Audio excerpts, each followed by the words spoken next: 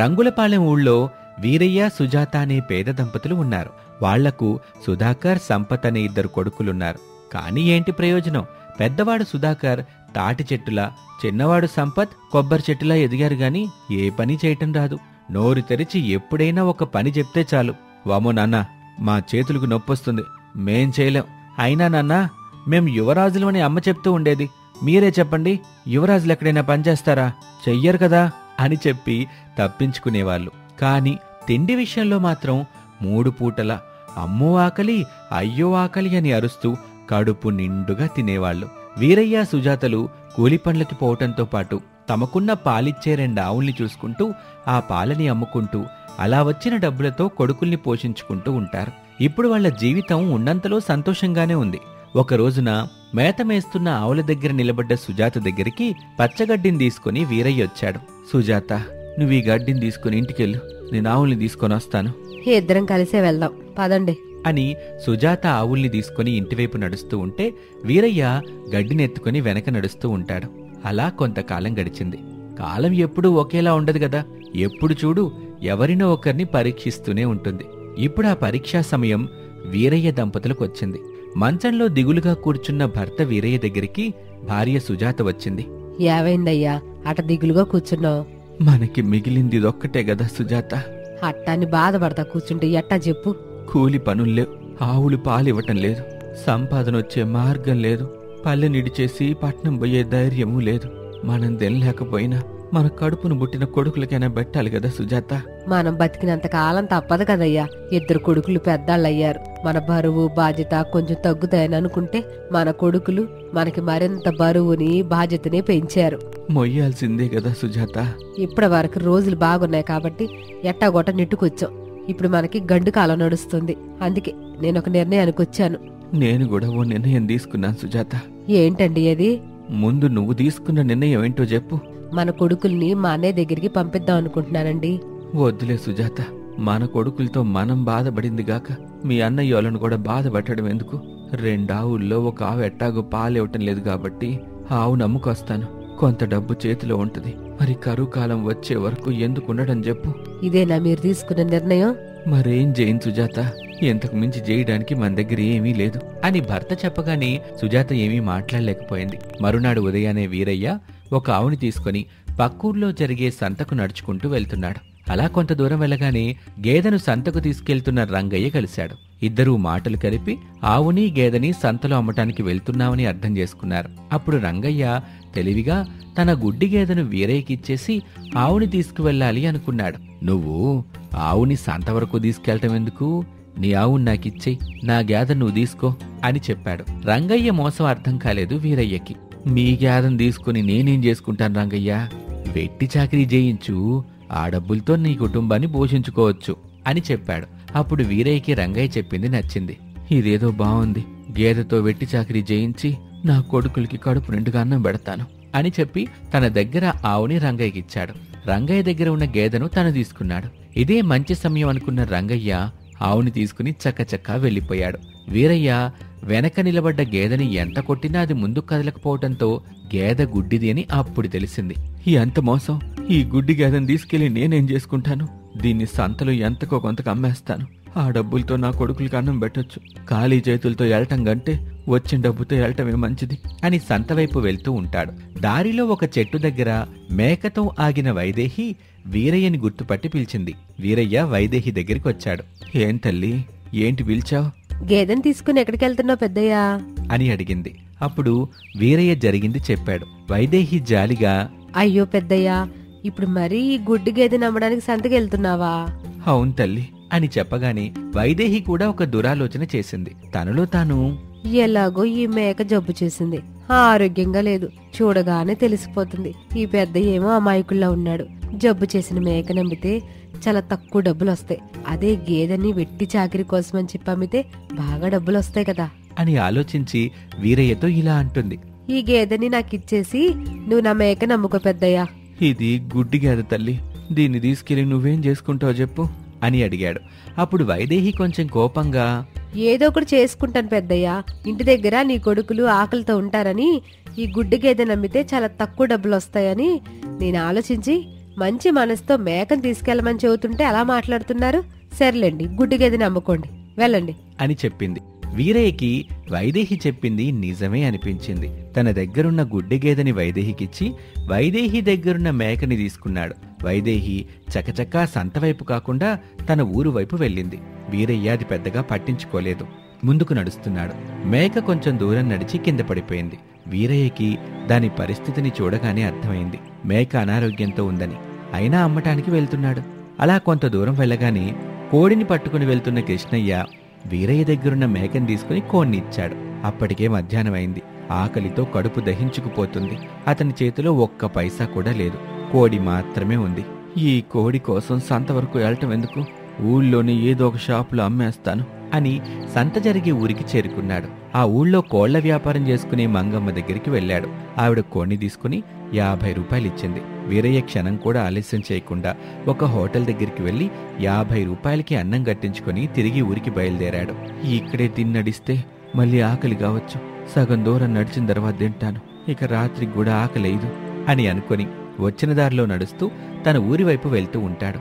కొంత దూరం వెళ్ళగానే ఆకలి బాగా వేసింది. తట్టుకోలేకపోయాడు. సెలయేరు పక్కనున్న చెట్టు కింద తినటానికి కూర్చున్నాడు.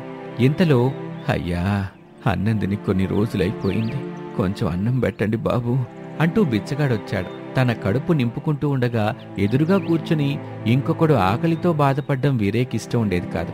అందుకని అతని భోజనాన్ని బిచ్చగాడి చేతిలో పెట్టి ఇక వెనక్కి చూడకుండా ఇంటికి బయలుదేరాడు. ఇంట్లో భార్య అతని కోసం ఎదురు చూస్తూ ఉంటుంది. చీకటి పడింది. ఉన్నది తిని సుధాకర్, సంపతులు పడుకున్నారు. నీరసంగా ఇంటికొచ్చాడు వీరయ్య. బయటున్న మంచంలో కూర్చున్నాడు. సుజాత వెళ్లి నీళ్లు తీసుకొచ్చి ఇచ్చింది. వీరయ్య తాగాడు. ఆ తర్వాత ఏం జరిగిందో ఆమెకు చెప్పసాగాడు. కొంచెం కొంచెంగా వివరించాడు. నేను ఆవు నమ్మలేదు, దాన్ని గేదెకి మార్చుకున్నాను. ఇప్పుడు మన ఇంటికి గేదెని తీసుకొచ్చారా అని సంతోషంగా అడిగింది సుజాత.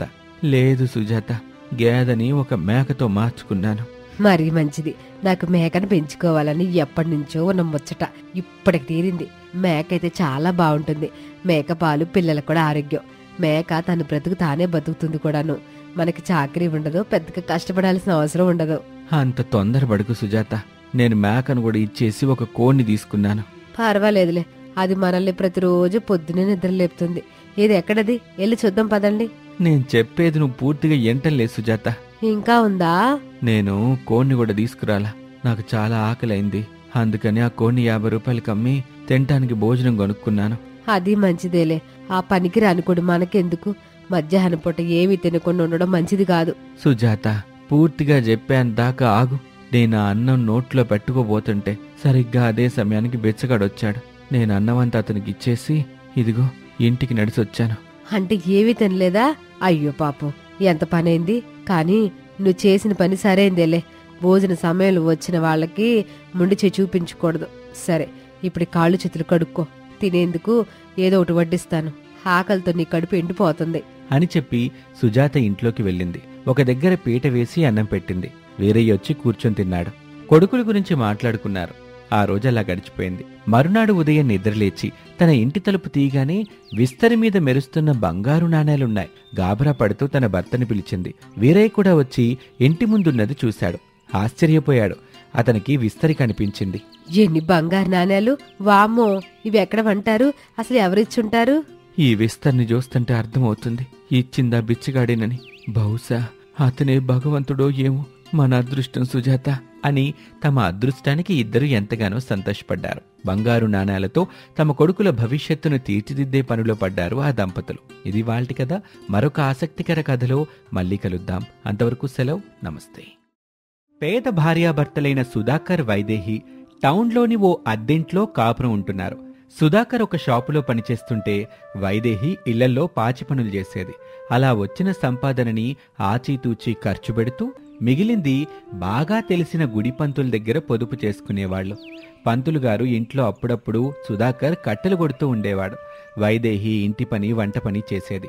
అందుకు పంతులుగారు కూడా ఎంతో కొంత ఇచ్చేవారు. అది కూడా ఆ పంతులుగారి దగ్గరే దాచిపెట్టుకునేవాళ్లు. పంతులుగారు కూడా ఎప్పటికప్పుడు లెక్క రాసి పెట్టుకుని ఎంత పొదుపు చేయబడిందో చెప్పేవాడు. అది విని సుధాకర్, వైదేహి సంతోషపడేవాళ్లు. అలా రోజులు గడుస్తూ ఉన్నాయి. ఏవండి, ఈ రోజు నుంచి ఒక వారం రోజుల పాటు నేను కూడా మీతో పాటు షాపులో పనిచేయడానికి వస్తాను, ఏమంటారు? అని వైదేహి అడిగింది. అప్పుడు కొంచెం ఆశ్చర్యంగా సుధాకర్, వారం రోజుల పాటు నువ్వు నాతో షాపులో పనిచేయడానికొస్తావా అని అడిగాడు. వస్తాననే కదా అడుగుతున్నాను. పాచి పనిచేయడం మానేశావా? అబ్బా, అన్నం పెట్టే పని నేనెందుకు మానేస్తాను చెప్పండి. మరి నాతో పాటు షాపులో పనిచేయడానికి వస్తానంటున్నావు? నేను పాచి పని చేస్తున్న సదానందం దంపతులు పట్టణంలో ఉంటున్న కొడుకు కోడల దగ్గరికి వెళ్ళారు. వారం రోజుల తర్వాత వస్తానని చెప్పారండి. ఈ వారం రోజులు నాకెలాగో పని లేదు. ఇంటి దగ్గరుండి ఏం చేయాలి చెప్పండి. అందుకే ఈ వారం రోజులు మీతో పాటు షాప్లో పనికొద్దామని అనుకుంటున్నాను. మా షాప్ యజమానిని అడగాలి వైదేహి. అడగండి. ఎంత కూలీ వచ్చినా మనకు వచ్చినట్టే కదా, ఆ డబ్బును మనం పొదుపు చేసినట్టే కదా. అయితే నువ్వు పని చేయి వైదేహి. ఏంటో నేను చేసా ఒక్క పని. నీకెలాగూ వారం రోజుల వరకు పాచి పని లేదు కాబట్టి నువ్వు నా బదులు షాప్కెళ్ళు. ఈ వారం రోజుల పాటు పని చేయి. నేను షాప్కెళ్ళి పని చేస్తే తమరెక్కడికి పోతారో? తమరేం చేస్తారు? నాకొక గొప్ప ఆలోచన వచ్చింది వైదేహి. ఏమిటా ఆ గొప్ప ఆలోచన? ఈ వారం రోజులు నేను సాగర్తో కలిసి అని సుధాకర్ చెప్పటం పూర్తి కాకుండానే వైదేహి కల్పించుకొని, ఈ ఇల్లులు కొండాలు అమ్మడాలు మనకెందుకు చెప్పండి. ఏదైనా తేడా వస్తే తలెత్తుకుని ఇక్కడ బతకలేము. నా మాట వినండి. మనకి ఇల్లులు కొని అమ్మే వ్యాపారం వద్దు.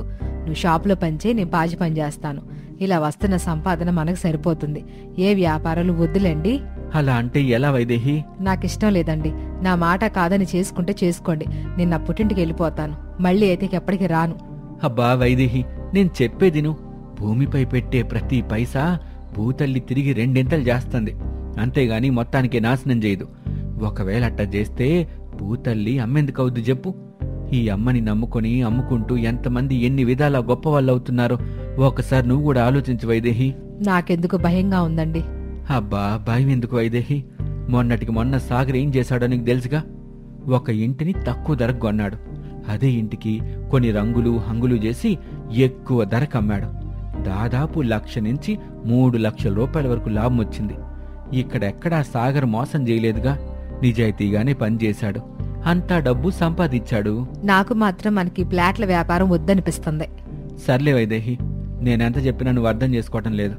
అలా అని నీకిష్టం లేకుండా నేను చేయనులే. నాలో నువ్వు సగం. కనీసం ఊరెళ్ళి పొలాన్నైనా చూసొస్తాను వైదేహి.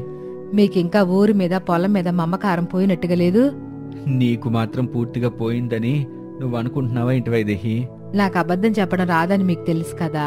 కాకపోతే మనం ఇక్కడికి రావడానికి ఏర్పడిన పరిస్థితిని తలుచుకుంటేనే బాధ వస్తుంది.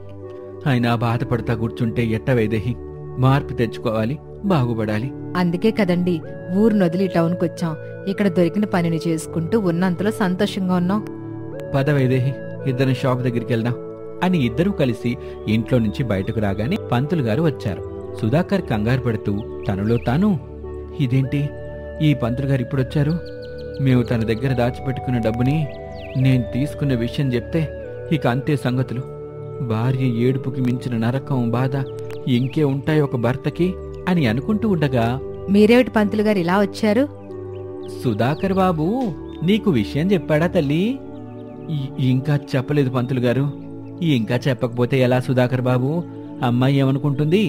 డబ్బులు మొత్తం నా దగ్గరే ఉన్నాయనుకుంటుంది కదా అని పంతులు గారు అనగానే వైదేహి అయోమయంగా చూస్తూ, డబ్బులు మొత్తం ఆయన తీసుకోవడం ఏమిటి పంతులు గారు? అయితే సుధాకర్ బాబు నీకు నిజం చెప్పలేదన్నమాట. ఏమిటా నిజం? మీరు చెప్పండి.